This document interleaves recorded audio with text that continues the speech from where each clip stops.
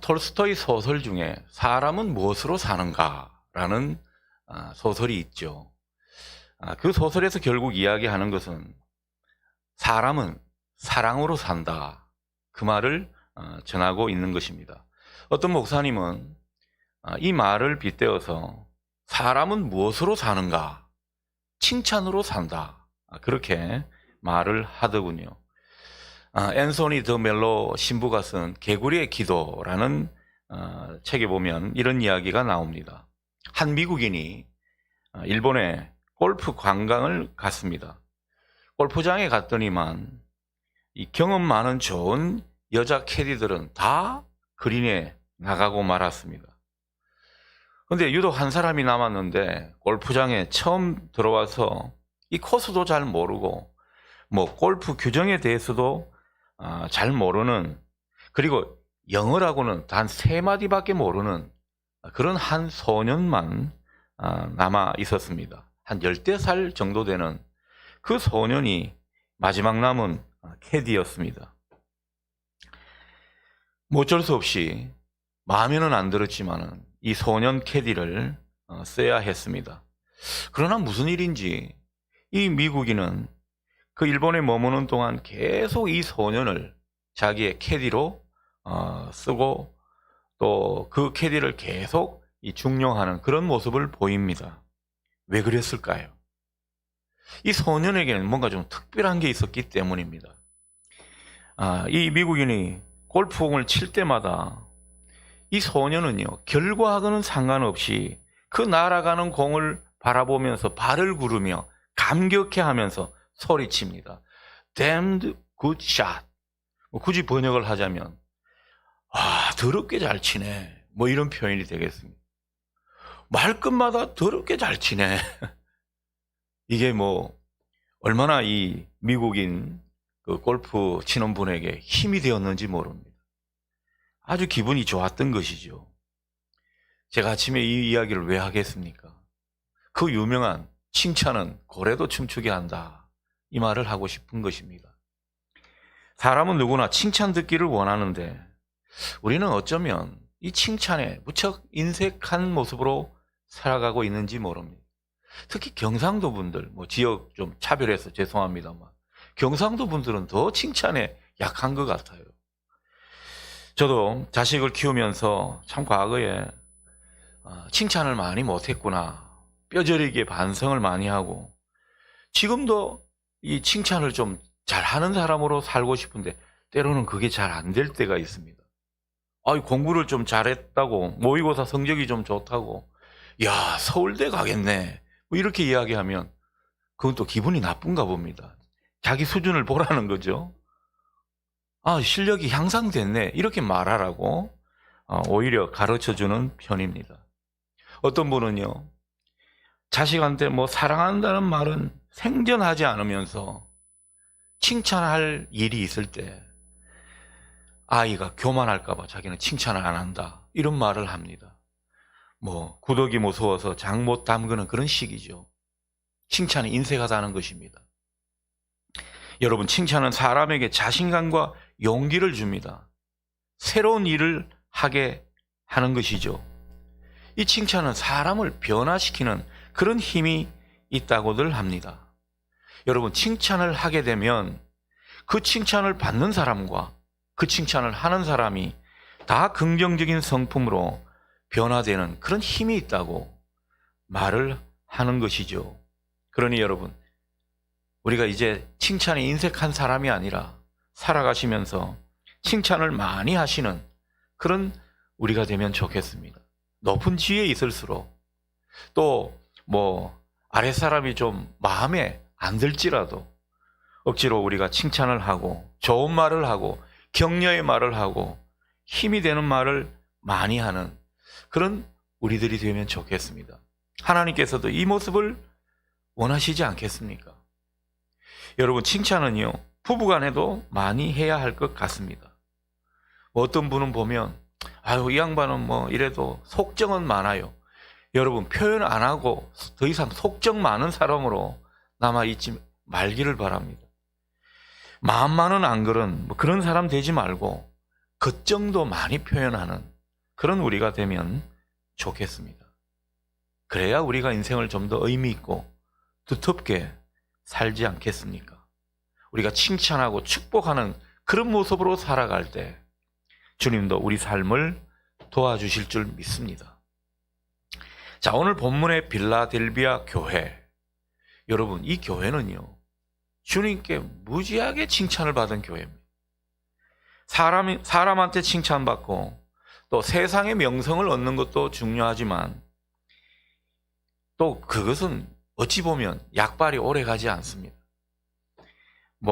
립 서비스일 때가 많죠. 사람들 칭찬하는 것 보면 그냥 상투적으로 하는 그런 것도 많이 있지 않습니까? 듣기 좋아라 하는 그런 말일 수가 있는데 또 칭찬을 하다가도 언제든 비난을 할 수 있는 그런 것이 사람의 칭찬이라고 한다면 여러분 주님께서 주시는 칭찬은요 오랫동안 기억이 되는 겁니다. 칭찬과 함께 상도 주시는 것이 주님의 칭찬의 특징입니다. 주님은 우리의 여러 가지 부족한 점에도 불구하고 그 칭찬하시는 그 점만 보시면서 다른 것은 다 덮어주시는 이런 모습을 우리가 느끼게 되는 거죠. 여러분 하나님께서 우리에게 축복을 하시고 특별히 칭찬을 하시는데 다른 게 다 좋아서 그런 것이 아닐 때가 있습니다. 보시는 것만 유독 더 보시는 그런 점이 있더라는 거죠. 그러니 이 주님께 칭찬받는 것 얼마나 중요한 일인지 모릅니다.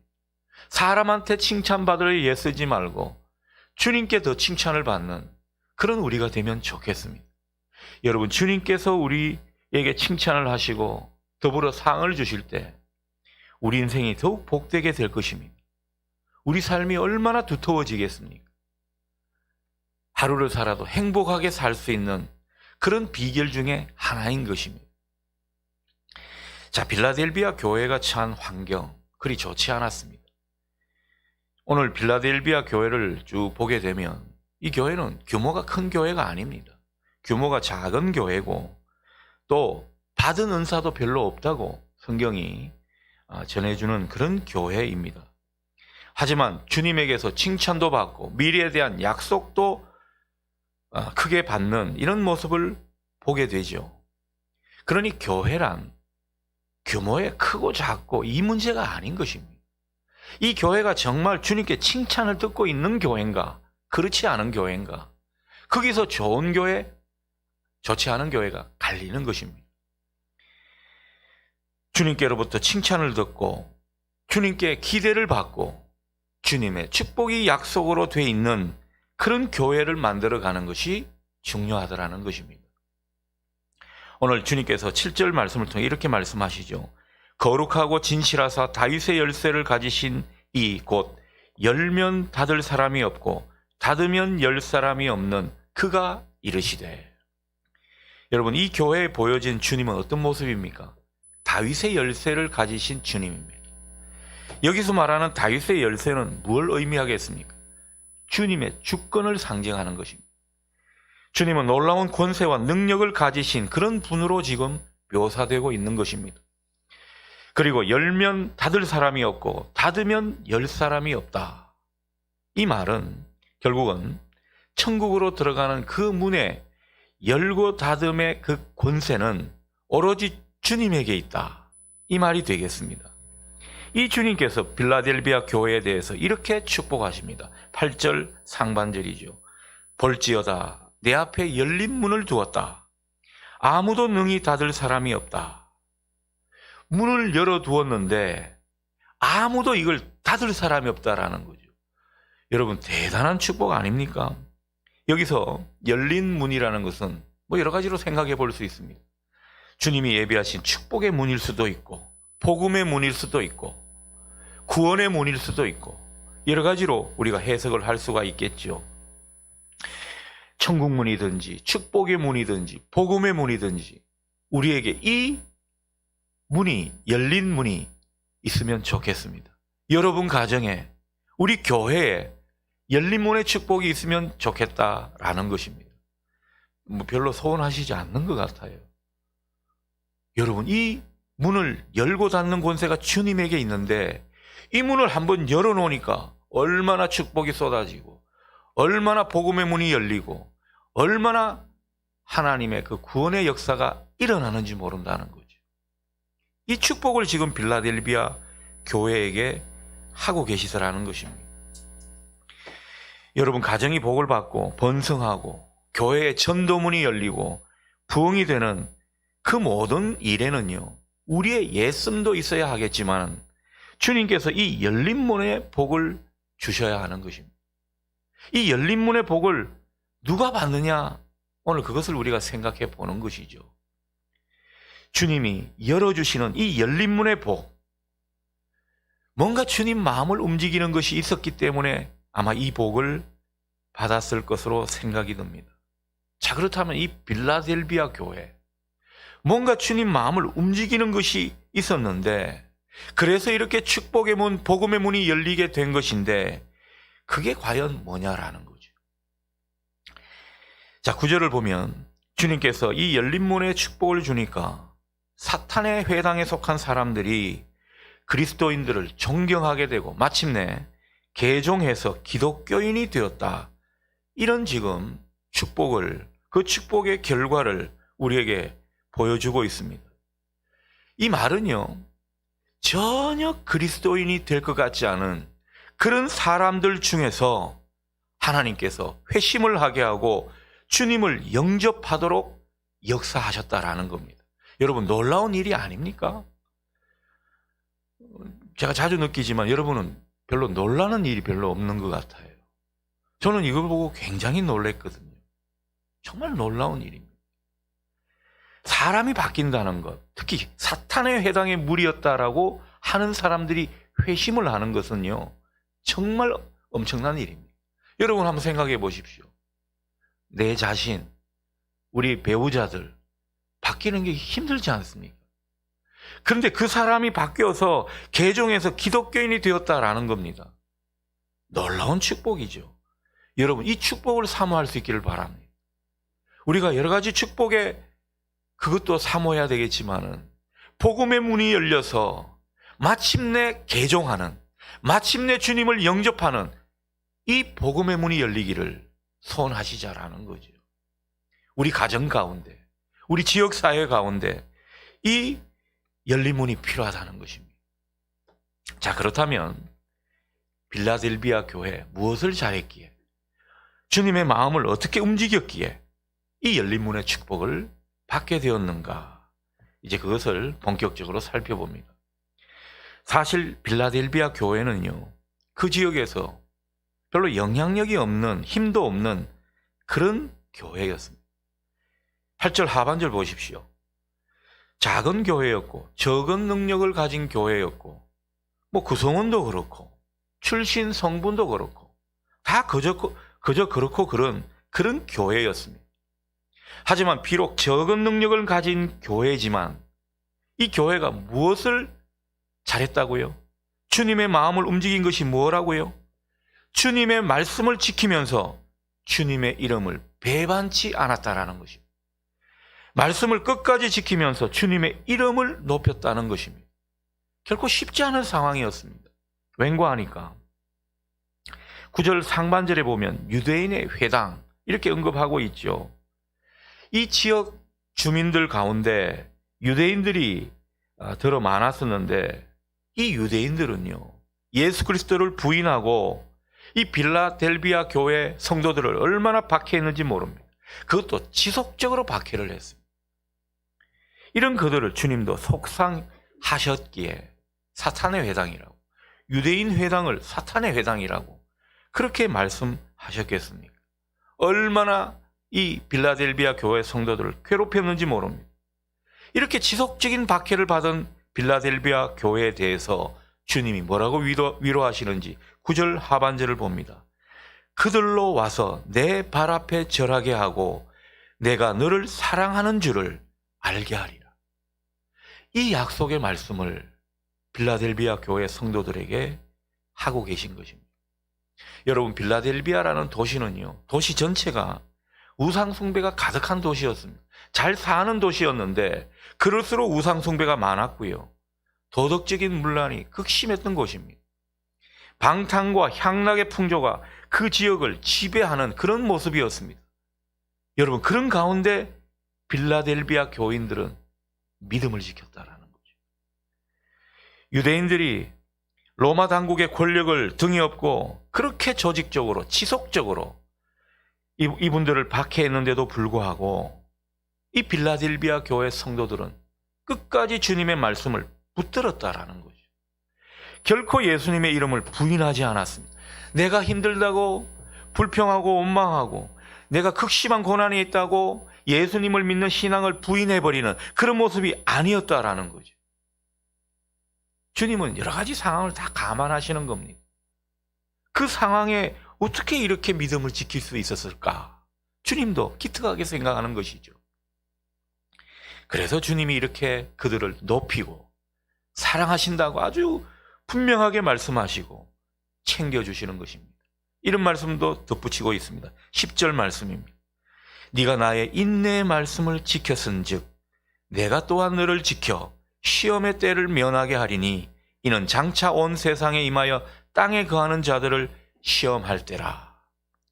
주님은 화려한 업적이나 뚜렷하게 내놓을 만한 그런 어떤 행위가 없어도 단지 고난과 박해 속에서 극심한 어려움 속에서 주님처럼 인내하고 말씀을 지키고 끝까지 자기 믿음을 지키면서 주님의 이름을 배반치 않았던 이 빌라델비아 교인들, 보면 볼수록 너무 귀하다 여기신 것입니다.